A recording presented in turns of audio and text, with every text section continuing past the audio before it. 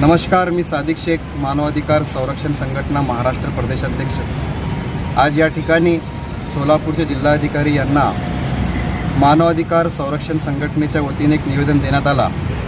त्यामध्ये आमची प्रमुख मागणी अशी होती की सोलापूर शहरात MD न्यूजचे संपादक सैफन शेख यांच्यावर हल्ला करणाऱ्यांवर कडक कारवाई करा म्हणून सोलापूरचे जिल्हाधिकारी यांना भेटून आम्ही मागणी केलेली आहे।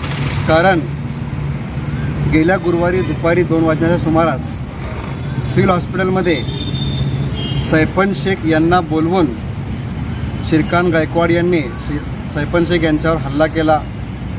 हल्ला केल्यानंतर उलट सैफन शेख यांच्यावर बोगस NC दाखल केली गेली।